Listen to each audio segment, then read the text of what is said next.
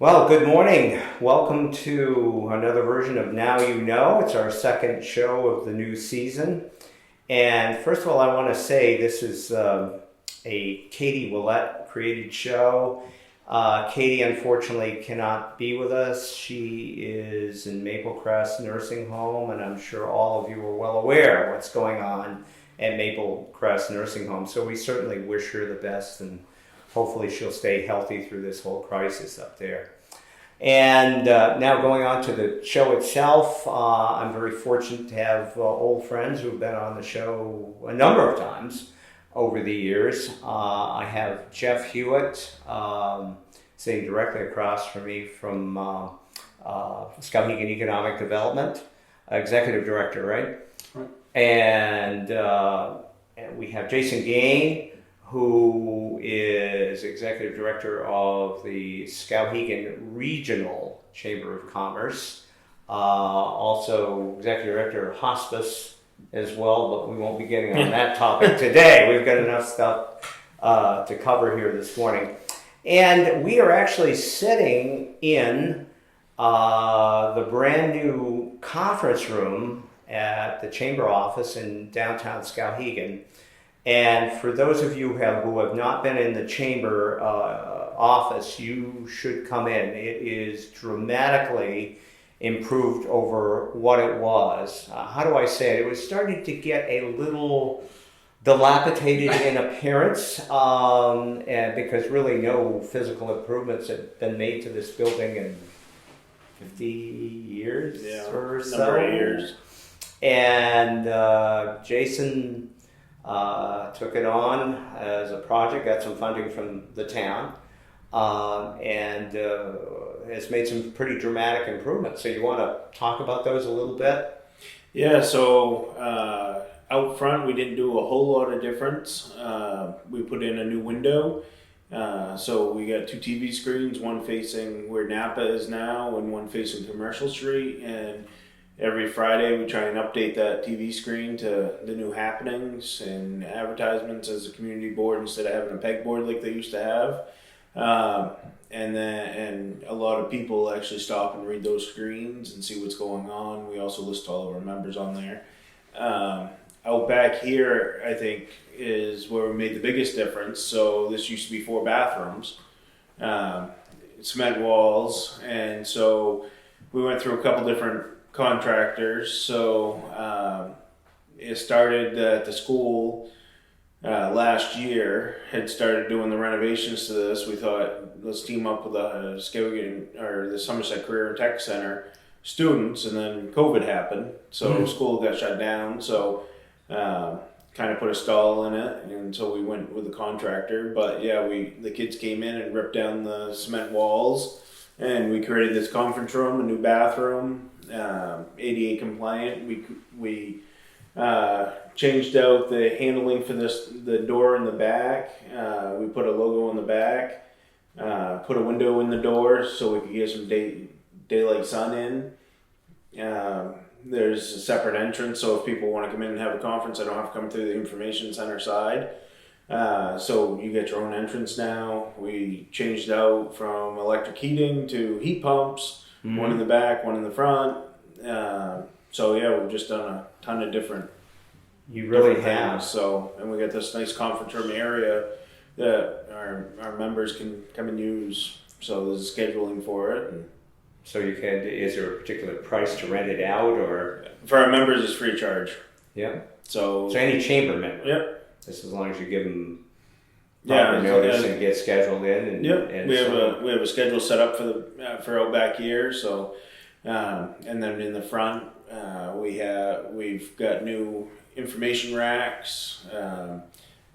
Kind of a new appearance the way that you come in. So we have our members area, we have our community and regional statewide information, and then we have a 7x7 space that right now is a gift shop where you can get your main 200 items. But for our members, if they want to utilize that 7x7 space, it's free of charge for 2 weeks, and they can do any type of advertising or retail sales right there. If you're not a member, it's $100 a week. You can rent out that 7x7 space. Again, there's a schedule for it, but it's a nice little area. You could do a pop-up for or something like that. Right out front here in the main area. Right in the main area. So Okay. a couple different opportunities for the community to get involved in utilizing the space that we have. Yeah. Well, I can just tell you that this has been a dramatic improvement. I mean, the place was getting to be kind of an eyesore, and now it's a very welcoming building to not only people in the greater Skowhegan area, but also to the tourists coming in as well. And yeah, and I think the facelift on the outside of the building really helped too. So it did. Because we put new siding on there. The only thing really left to do inside or out is a new roof at some point. Yeah. Well, let's hope. So Let's hope. Hey, the other thing you've done is you've hired a new assistant to help you out and do other tasks. You want to talk about Julia a little bit? So she's not my assistant, but What she is the membership and events coordinator for the chamber. So she's got her own. She has her own role. Yeah. Oh, she does. Yeah. So you better pay attention to her. Yeah. Yeah. Okay. So I joke with her. She's my boss, but basically she works on getting new members as well as member retention and that. And when we have events going on, she'll be focused on doing those events as well. So Julie Turner. Turner's the last name. Thank Yep. you. Yeah, she. I've noticed she has done a pretty good job already in terms of recruiting new members and recruiting people that used to be members and now have come back in the fold. Yeah. You guys are very good at posting emails. I think I get them at least once on a daily basis of things going on in town. And it looks as though you've added a lot of new members in a fairly short period of time. Yeah, I mean we've been working on it since I took over 4 years ago, but over the last year we've been able to gain quite a few new members. So, and I think some of the programs and some of the COVID has helped in that aspect. Some of the information that we're putting out, as well as we got a few members back from the stimulus program that we did. Yeah. So. Yeah, and actually that's kind of a theme of the show this morning. I think is looking at all the types of stimulus programs that have been done here in the area, and you two have had your hands on a number of them really involved. We can talk a little bit, Jason, since it's around you right now. The stimulus program that you have done for area businesses. You want to talk a little bit about that? What we did was it was a gift certificate program. It was originally created in Madawaska, and the town actually used some TIF money and started that, and they did it differently. And then Greater Holton Chamber with the Aroostook County Economic Development Board revised it, did it a little different. So we saw that it was working, and so we copied their model. Borrowed their model, and so as an example, somebody comes in bought a $25 gift certificate. We had donations from businesses that pitched in and did a sponsorship, and we'd match that for another $25. So it would be $50 that the consumer gets, and then I would write a check to the actual business that afternoon and go around and deliver checks to any of the businesses. And it wasn't focused the first 7 rounds weren't focused on just being a member. It was for any business in our region. The last round that we did was just for members, but we did just over $38,000 back to businesses. So 38. Yeah, just Wow, over 38,000. And how many rounds? 8, 7, 8? We did 8 rounds. That's really fabulous, and that helped. I was fortunate to participate a little bit in that, and you had a lot of area businesses that were involved in matching that. There really was an outpouring of generosity here in the area for COVID, and I bet you had a lot of grateful businesses out there for that program. Yeah, and I mean, my main focus was how can a lot of our businesses, how do you change your model to deal with all these new regulations? and then regulations that keep changing every day. Yeah. So it was trying to help support them, make sure that they were alive. So, I mean, I'll use a couple of the restaurants as an example. When you look at some of the restaurants, such as Snack Shack as an example, and Al's, your Slice Bar, you're used to knowing that, okay, it's takeout, delivery, that type of aspect. But when you're talking Heritage House, Old Mill Pub, you don't generally think of going in and doing takeout. Exactly. So, well, now that's what they had to do. So, how can we help them stay alive during this time? So, it surely must have helped, I think, and I would imagine they were very appreciative of that. Yeah. And you have any sense of how, particularly the restaurants are doing here in the area with all this going on? So. Yeah. I mean, so better than bad, I guess. Yeah.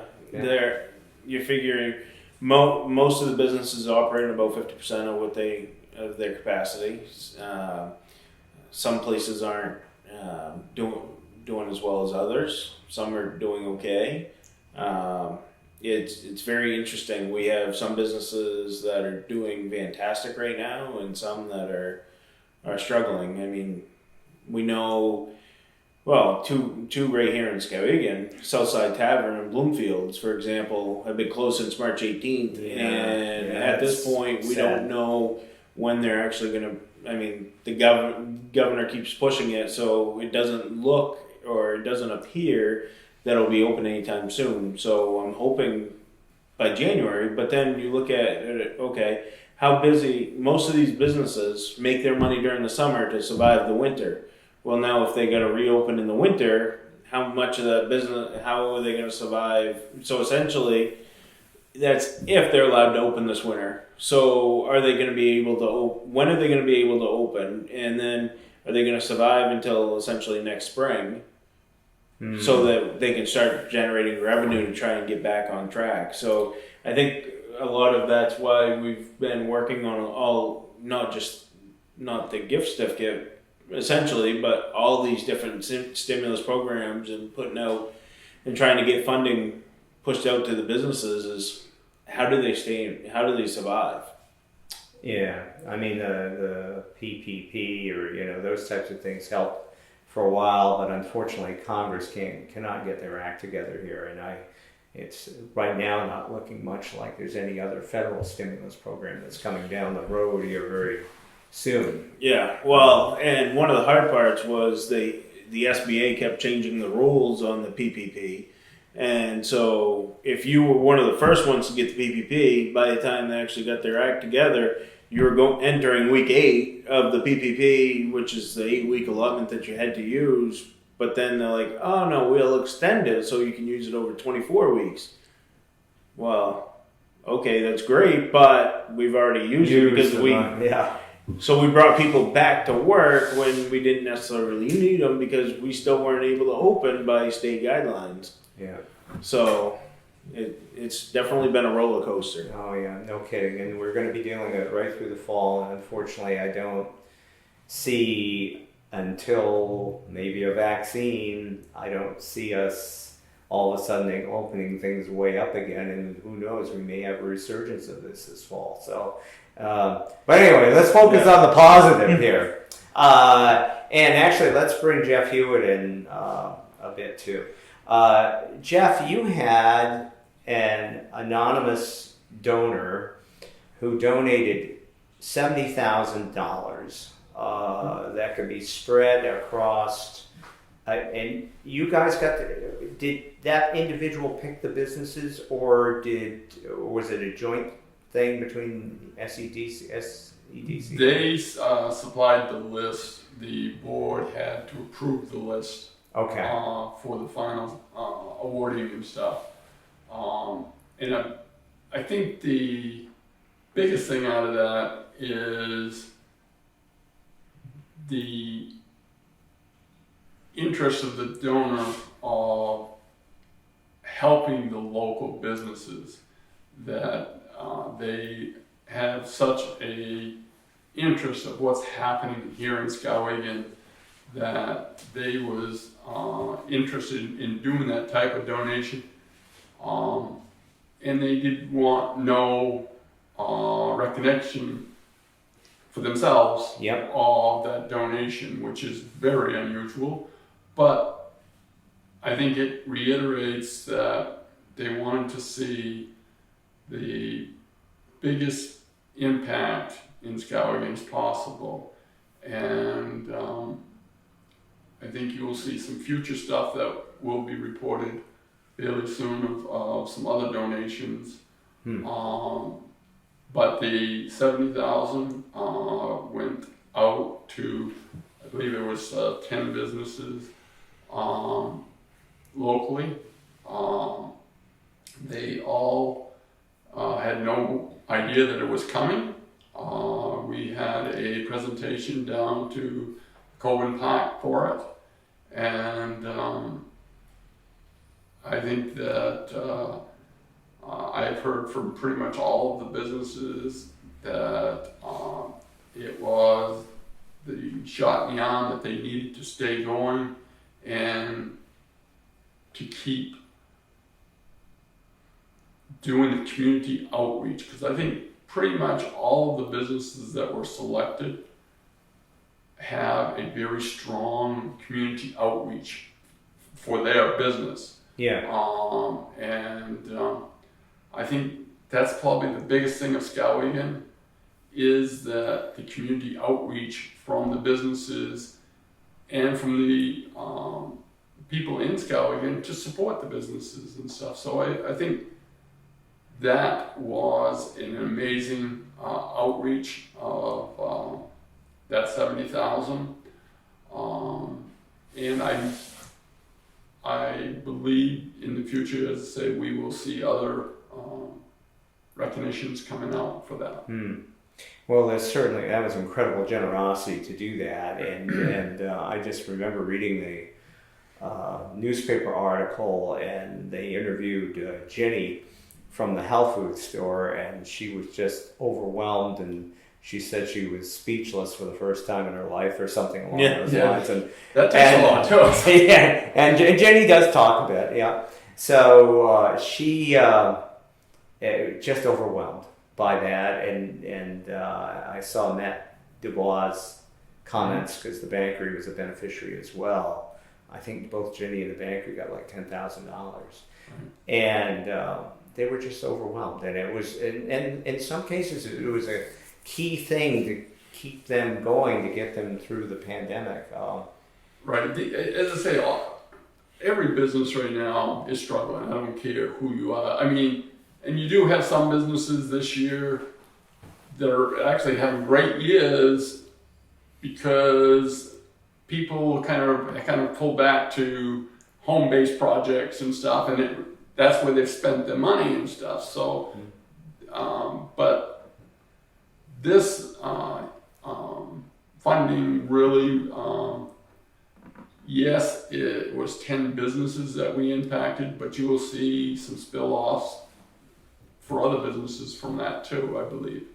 Well, it also, not only businesses per se, but the library, I guess, was a beneficiary of that, and also the Federated Church, right? Federated Church, yeah. And Huskow, the radio station, yeah. We're all beneficial of this, but they're all, I guess, all community-based smaller businesses or entities that 5 or 10,000 meant the world to them, really. It did, because there was no restrictions on how that funds was to be used. Yeah. So, I mean, a lot of times when you get grant funding, you have to use this specific way, and sometimes that works just right for you, and sometimes it's still tough to use that funds. Yeah. But this was totally unrestricted and could be used for anything for that business. Yeah. So I think that was a real big impact for the businesses this time. Yeah. The non-restrictions to it. Yeah.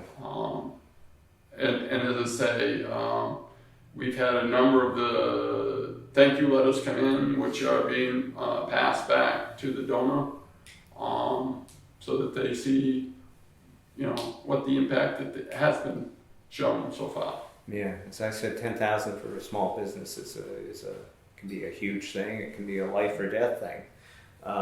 So I was really struck by that. That really was an amazing act of generosity.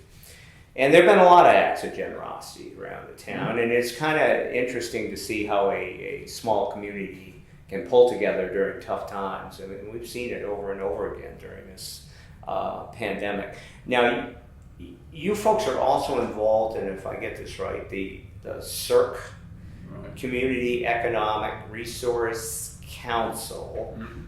I had to go over that a few times to get that straight, but that That's the other one. yeah, that is really a collaborative effort from it started with the Somerset Economic Development Corporation and added I guess the commissioners threw in some money, right, and then Skowhegan Savings threw in some money. I think it was like $25,000 a piece among those groups. Am I getting this right? Or So the group was formed. Jeff, me, Main Street, with Sam Height and Christian Savage. So Somerset, yeah. So Somerset Main Street Chamber and Skowhegan Economic Development, and we'd started meeting as a small group and said, basically, we had businesses that were coming in saying they were coming to me, for example, Yeah. getting resources, and then they were going to Jeff for resources, and then they were going to Christian for resources, and we said, what, instead of having people go to everybody, why not come to one location so that we're all on the same page, so that we all help work on this business or this project. And that's kind of where it started, and then it morphed into being a little bit bigger, so that, and we said, what can we do to help with COVID, and that's where the stimulus program came out of for that group. But the formation, that actually was before COVID. Yeah. As I say, the grants and stuff that we've done, that's coming after COVID and stuff. But the formation of the group was before COVID and stuff. And as Jason said, was trying to get the coordination of us all on the same page. And that's a lot of what it is, just so that we know what other people are working on and making sure that we're not duplicating of it. None of us have free time, so you gotta concentrate on what is needed to provide that no one else is doing.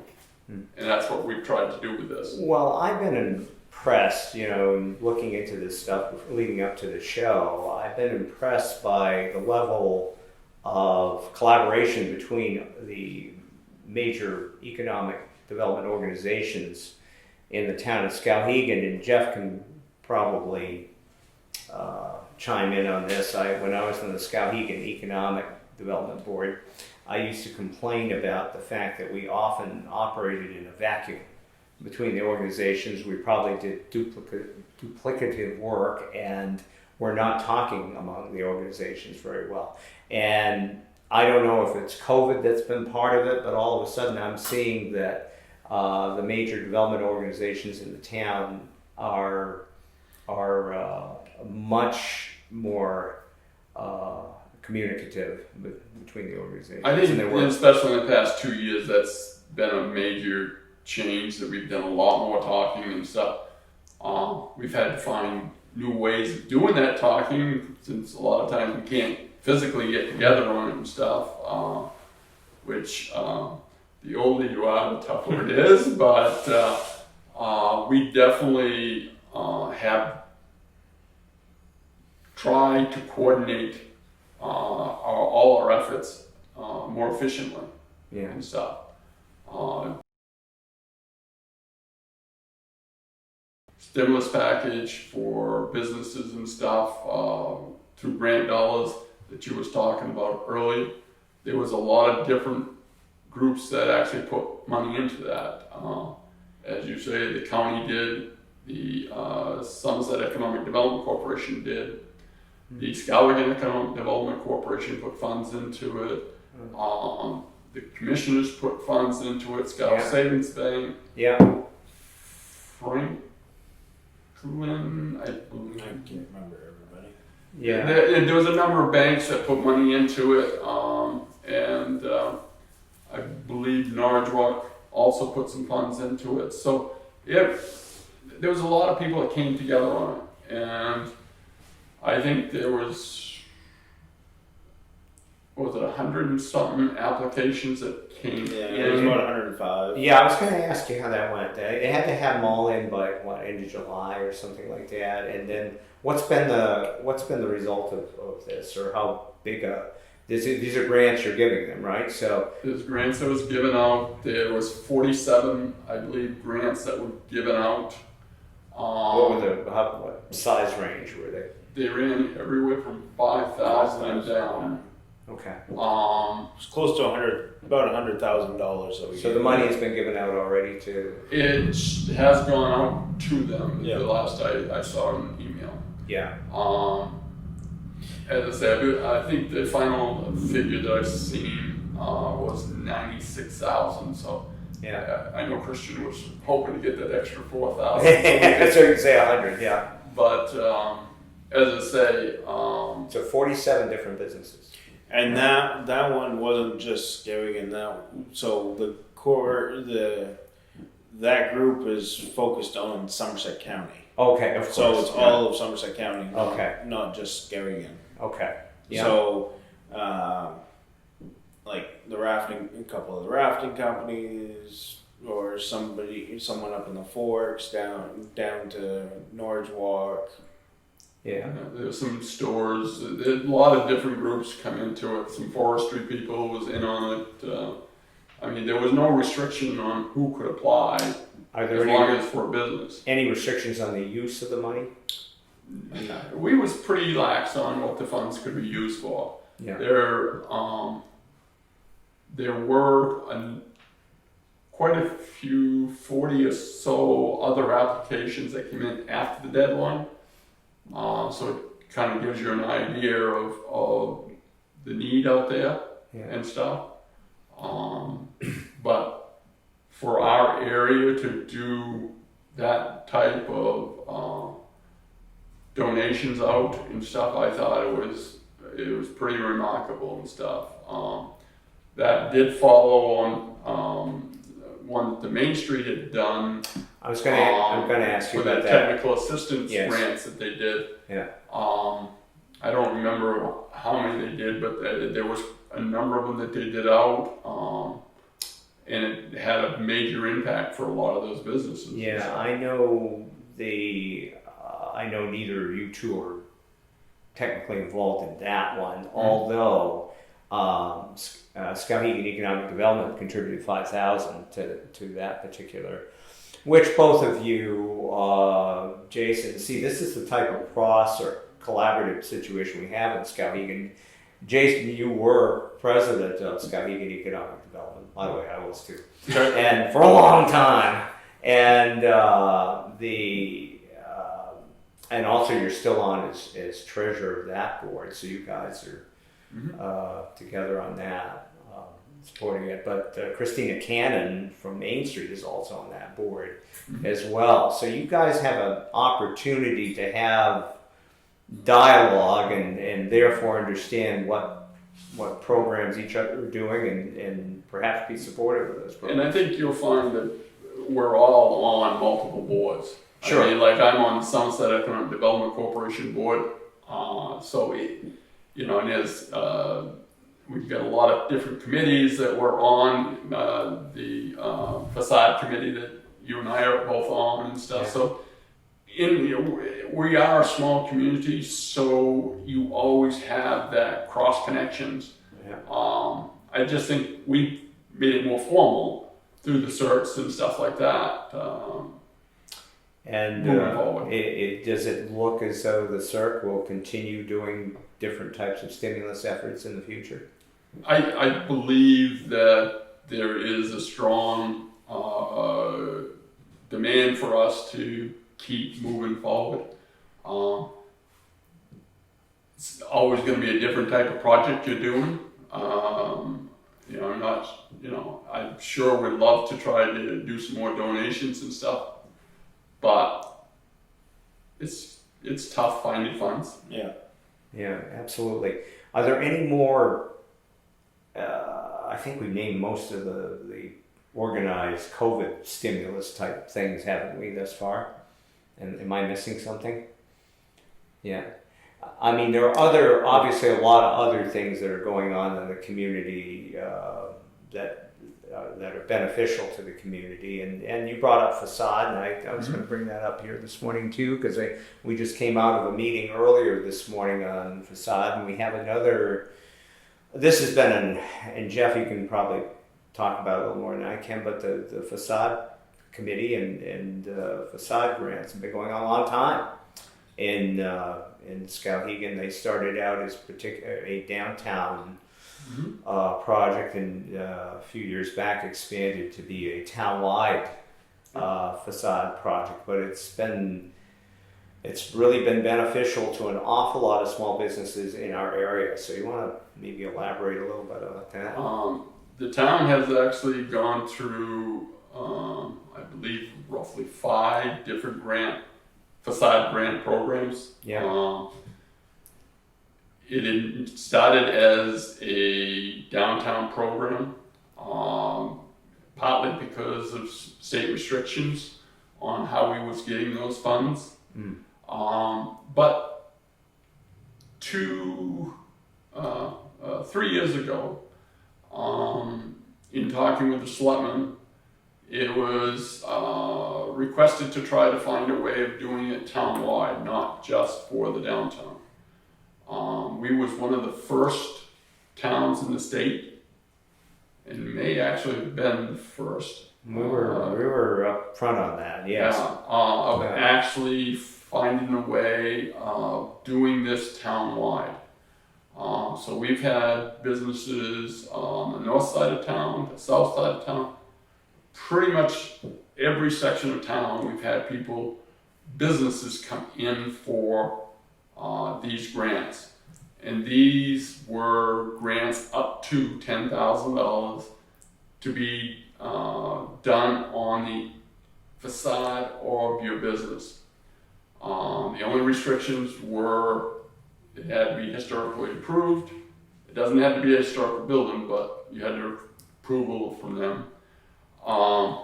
It has to be a commercial structure, or I should say non-residential, because it could be industrial, could be commercial, and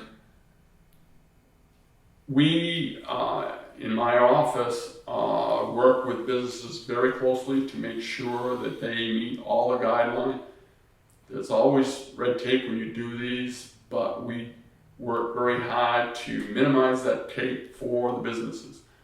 We have the red tape, we take care of it mostly in-house, and make it fairly easy for the businesses. But we, in our last application to the state, basically the state looked at all the applicants statewide, and it came down to that the scoring of all the applications was very close, but because us and a couple others that applied for it had a number of successes with it already, they decided to go with some first-time towns. That was just before COVID hit,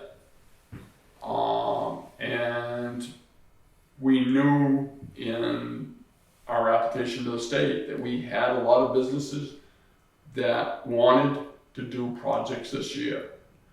So we went to the state, we went to the town selectmen and asked if we could use some of our TIF funds that were undedicated to supply $100,000 for a local facade program.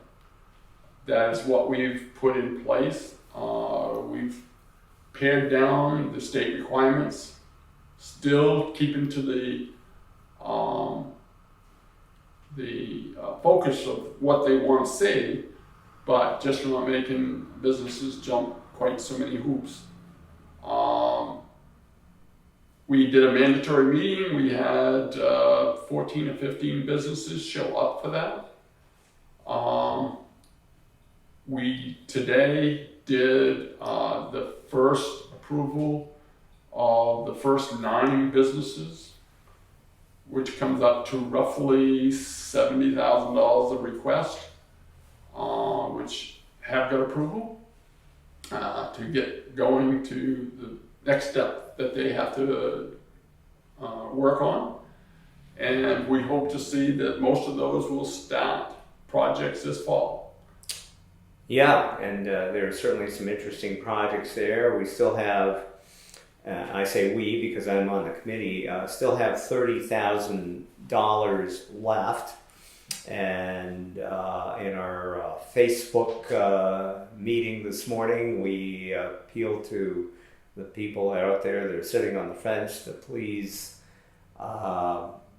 get their applications in soon, because it is kind of a first come, first serve situation. And as I mentioned earlier, I think maybe due to COVID, there may be some folks that just don't want to, even though they're getting our funds too, don't want to expend their own at the moment. But there's still 30,000 left. So, but the only thing I do want to put a caveat on that is that the only ones that can apply at this point in time are the ones that did attend the mandatory meeting. correct. Yeah. So I want to show a lot more coming in that unfortunately I say no to. That is true, but we have a list of, how many left? 12, 15? There's roughly 9, so there should be roughly 8 or 9. That's I thought it was even more than that, but yeah, it might be. But there's a list out there, so folks, get your applications in as soon as possible, so we can use the full 100,000 on this project.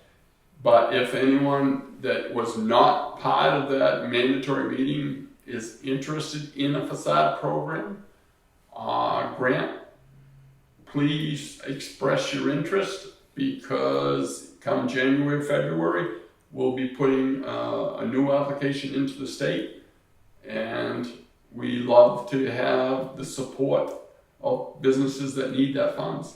And just to be clear, for those who aren't familiar with the program at all, it is a facade program. So we're talking exterior of the building, Right. and it can be scored on a point basis depending on the number of applicants, and definitely things that are visual from the street are considered most important to improving we want to improve the appearance of the community. That's really what we're looking for. And it is based on match. So if somebody gets $1, a minimum they have to invest in $1 of their own. Yeah. And sometimes it's more than that. It can be up to 3-to-1 match and stuff like that. But they have to invest some of their own money to get money for this program and stuff. There is one other thing that I did want to mention through the Skowhegan Economic Development Corporation. We also do have a reduced paperwork emergency loan where businesses can borrow up to $7,500 for over 10 years. With deferred payments for the first year, and the interest being about 2.75. Mm-hmm. That is available. Funding is out there at this point in time. So if anyone is interested, they can get the application directly off the town's website under the Economic and Community Development Office. But as I say, that is available if anyone needs it at this point in time. Mm. And you guys have your regular loan programs too, right? Yep. Our revolving loan fund programs. We have two. We have a $5,000 up to $5,000 revolving loan fund for small businesses, and the larger fund can go up to $100,000. So both of those are available. Basically, again, they can go right to the website, take down the applications, and we meet once a month. We will be looking at applications as they come in, so it is available. Very good. Now, there's been some things going on, even in these COVID times with economic development, and I know you guys have been trying for a few years to sell the what we refer to as the KBI lots, where Kennebec Valley Inn was at one time, and you have done so. Right. You want to talk about that? I know you can't give me all the details or everything, but it's certainly an interesting economic development for the community. The lot has been sold. Amber's has done Amber Lanking. Yeah, Amber Lanking has done the purchase. Yeah. For a future project that is still being developed. Okay. I don't think even she has the final design on what it is and stuff. But we will be bringing out more information and a press release on this in the coming weeks. Yep. Okay. Well, to be continued. Yeah. So we'll find out more. But it is an exciting development that has been sold, and certainly I was aware of her interest. So. I think that there is a lot of interest happening in the downtown area. It's maybe the focus of it, but it really is having some major impacts countywide and even statewide of different things that are happening here. So Yeah, very good. I noticed, I did download a few months of your agenda, and I noticed you have like ongoing things like Southgate, broadband, Run of the River. Any updates on any of those things? there is a lot of discussion statewide going on broadband. Obviously, there has been the bond issue. I think, unfortunately, with COVID, I don't think it's had the impact right yet on the broadband issue and stuff in some ways, but in some ways it's actually forcing the issue that much faster. Mm-hmm. Especially telecommunication or telemedicine is something that is pushing broadband drastically. Yeah. Yes. And it's going to be interesting to see how we can bring every provider to the table and get the biggest impacts statewide, because that is one of the biggest changes that can have an impact in so many different ways. Everything from your schooling now, your telemedicine. I mean, everyone now is having doctor's appointments and stuff like that.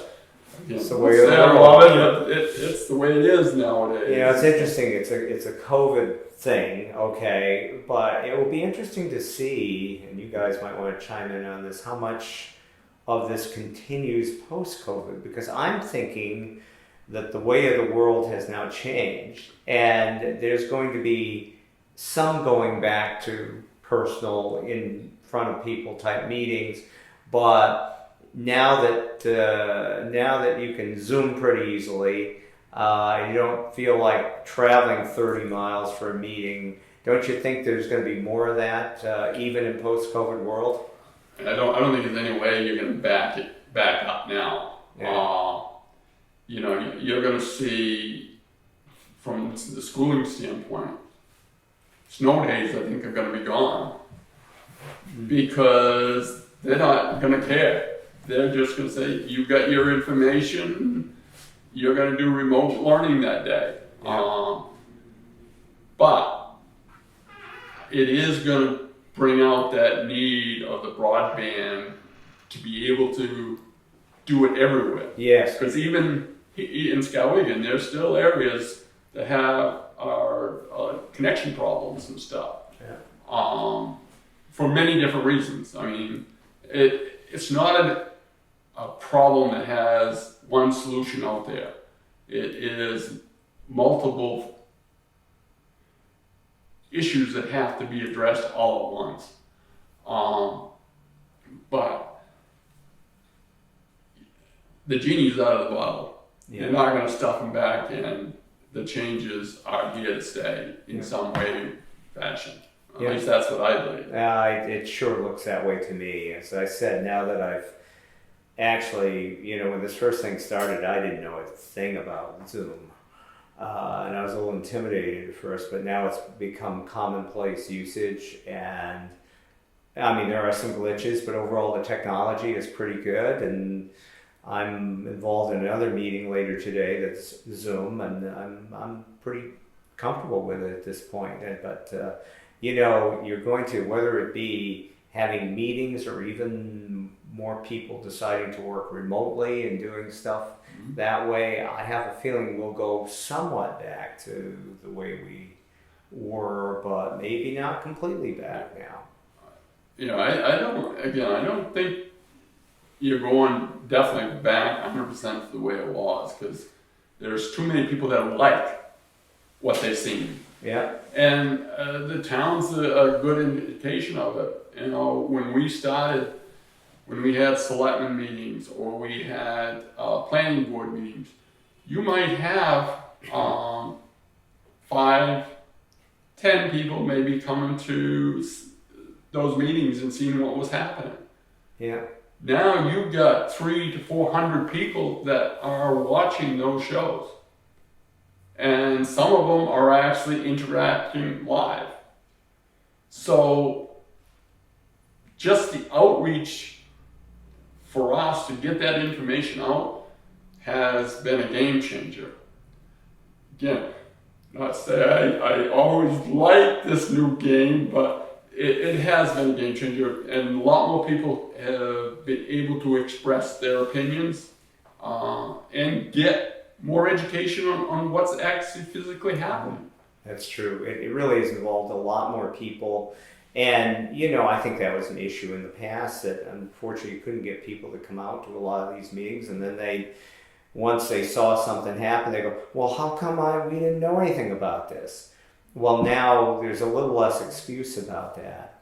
And you also have to watch your P's and Q's when you're on these things in the morning too, because we were just on one earlier and I said, is that still on? So to make sure you didn't say anything inappropriate. Not that you should be anyways, but, well, and I think, especially with your career, you're seeing a lot more people from out of state buy properties up here, move up here, Yes. do remote working, Yes. and because they like Maine, but they didn't have that opportunity before. Now they can, as long as they have good broadband. That's a key. They're going to be moving up here, and we're going to be able to get some of these kids and people back that had left before. Talking about this from a real estate perspective a little bit, I mean, the percentage of out-of-staters, I mean, the real estate market's been nuts this year. And when COVID first hit, I said, we're not going to have anything to do. And then there was about the first month of shock. And then after that, it went nuts. And the prices of property have gone like this. Mm-hmm. And my understanding is that as much as 30-40% of this market is driven by out-of-state people moving in. It's just like a whole new thing that's going on around here. The the thing as far as a community perspective on this is that it certainly you could have a whole different set of people and ideas being brought into the community. Some of that is good, maybe not so good. But it would be interesting to see how that all transpires. And then, of course, some of them can come up here, experience their first Maine winter, and say, "What did I do?" and go back. So we have another real estate boom next year too. But it'll be interesting to see. But that also, the whole COVID thing is going to cause a lot of really permanent changes. Hopefully, most of them for the good. In the area, and we'll see it, and hopefully that translates to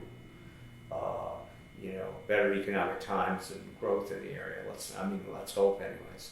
Well, the thing is, if you bring someone in from out of state that is going to work from home, down the road they'll hire somebody to help them out in their office and stuff like that.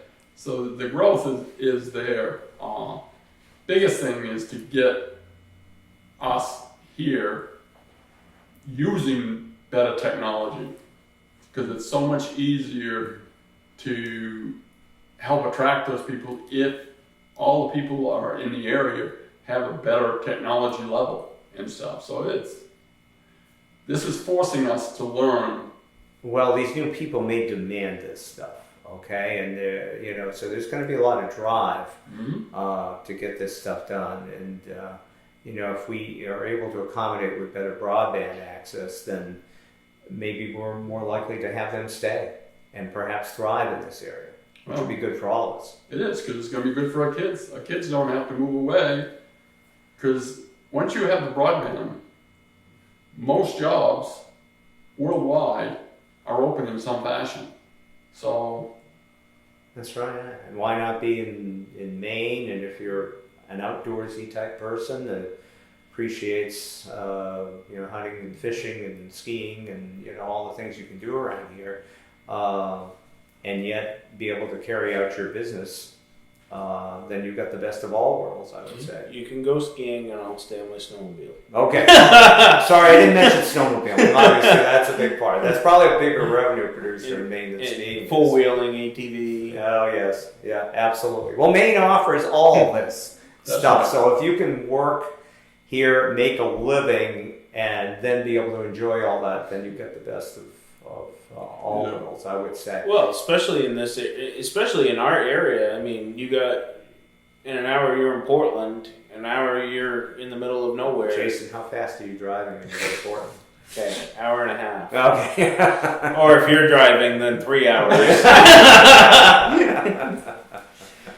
One thing I do want to throw out related to COVID. So the town of Madison, I'll touch on Madison for a second. Sure. Is the town did receive a municipal COVID grant through the municipality. So with those funds, one of the aspects is they're a contractor with us here at the chamber.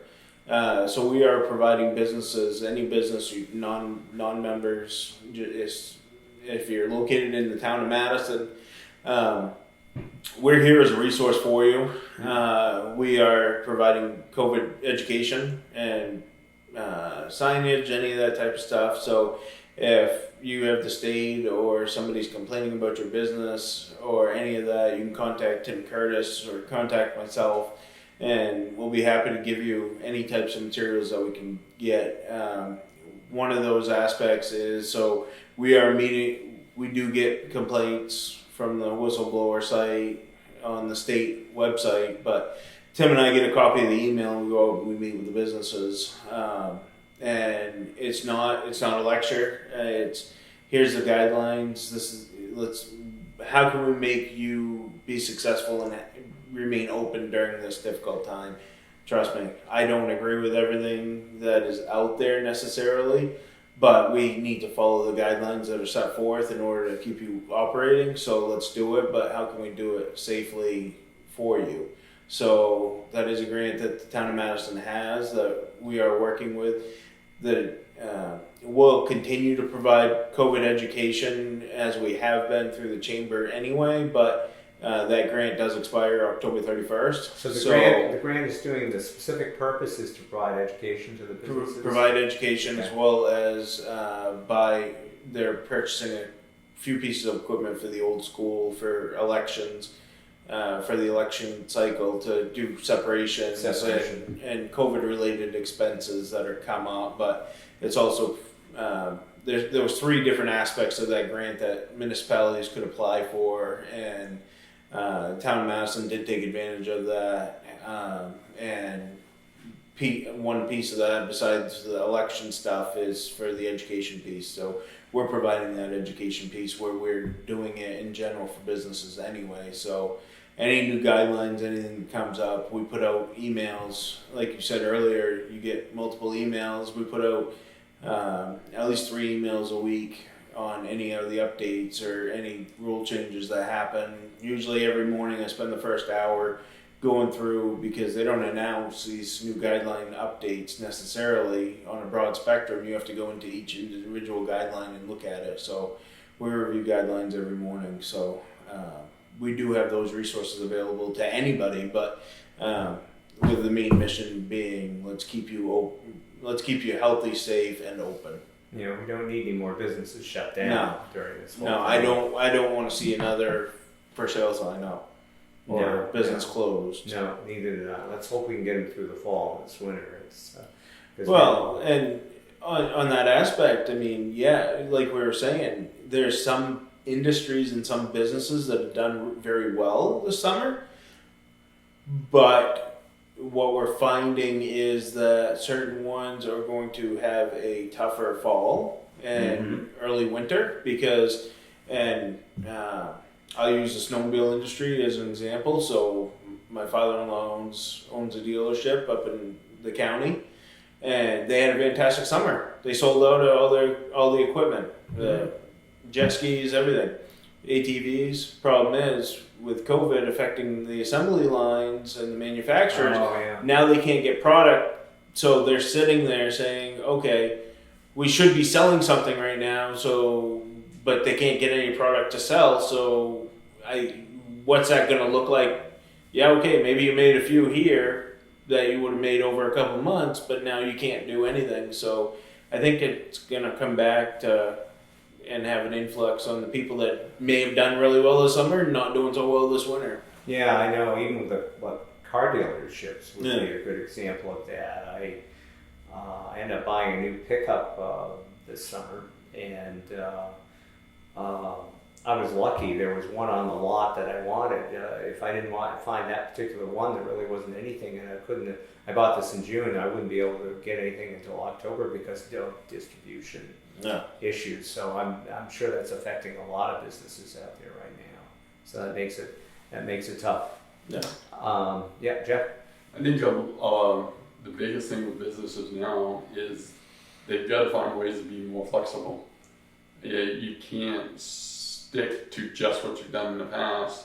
You've got to be flexible, look at something new, to try to do that offset of not able to get inventory. Well, is there some other way you can, or some local business you can go to get your product from, something like. As I say, it's just, we got to be more flexible this year. Well, and we saw the numbers, and ATVs. I saw the number of, especially, so they're selling out at about 800% above last year at this time, and on new ATVs, on used ATVs, it's up about 400%. It's a great social distancing thing. Yeah. But I mean, how many ATVs can you keep finding from wherever? Yeah, that's absolutely. So the case. I mean, that's just one small niche, and we got hunting season and everything else coming up, which is going to be, I mean, great for social distancing. Yeah. Oh, absolutely. Well, that's the one good thing about being in rural Maine. It's not that hard. Most of us have been social distancing all our life up here, really. So it's not really that hard to do.